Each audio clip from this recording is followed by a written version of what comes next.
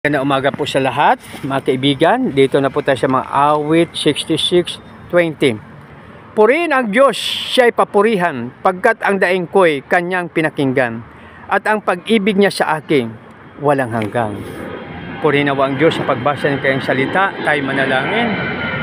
Panginoon, maraming salamat po sa iyong kabutihang loob sa bawat isa sa amin. Lord, maraming salamat sa pangalan ni Jesus. Kami, Panginoon, tagapagligtas. Lahat po ay magsabi ng Amen and Amen. Ha? So, dito mga kapatid sa ating binasa kanina. Ha?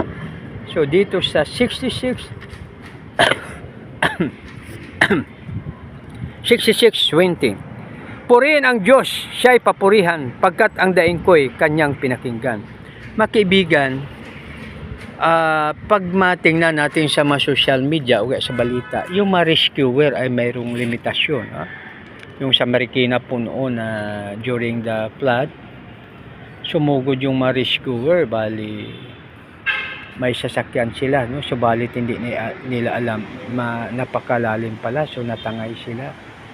So dito mga kaibigan, ibig sabihin na may ano siya, no? Nag-responde sila, subalit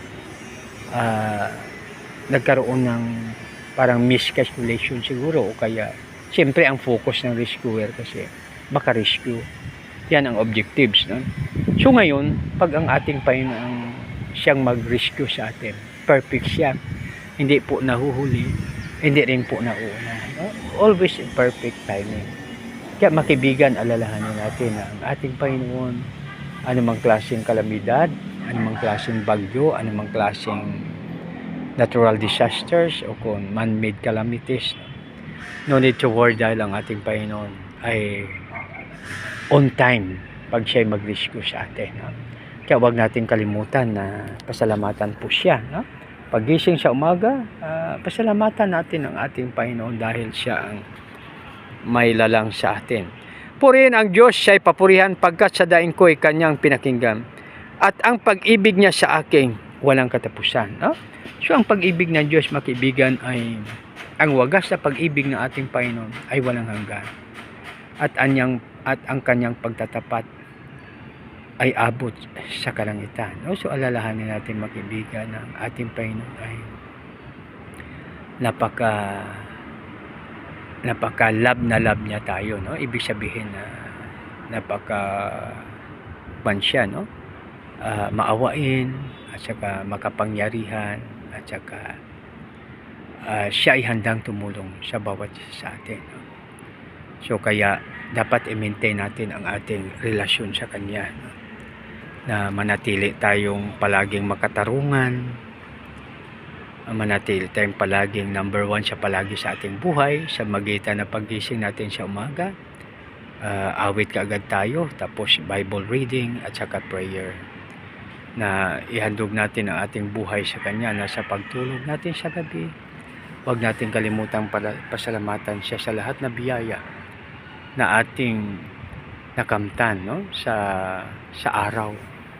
Kaya makibigan, pag kay Lord tayo, alalahanin natin, siya ang sumasagot ng panalangin natin.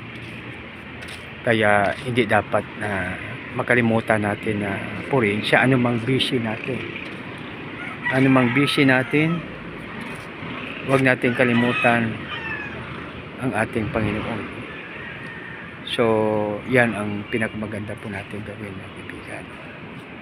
Busy man tayo, diyan ang ating Lord na huwag natin kalimutan, no? So basahin ko ulit yung 66:20, mga kaibigan, no? So purihin, ito siya, purihin ang Diyos, siya'y papurihan, pagkat ang daing ko'y kanyang pinakinggan, at ang pag-ibig niya sa akin walang hanggan. So ang wagas sa pag-ibig ng ating Panginoon, mga kaibigan, ay walang hanggan. Ang kanyang pagtatapat ay abot sa kalangitan. O kaya huwag natin kalimutan ang ating tungkulin na purihin siya at sambahin sa espiritu at katotohanan. Paggising natin sa umaga, at huwag kalimutan anumang ginagawa natin, anuman ang success natin, huwag natin kalimutang pasalamatan siya. So naalaala po ng ibang lingkod na may 10 may sakit.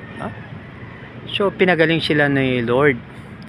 Tapos ang isa ay bumalik. Sabi niya, Lord, salamat, magaling na po kami. Tapos sabi niya, Lord, saan ang 9? Di ba 10 kayo?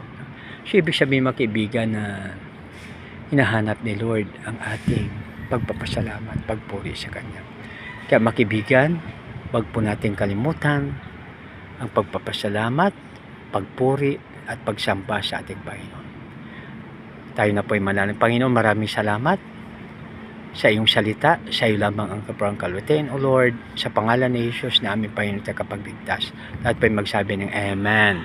God bless us all.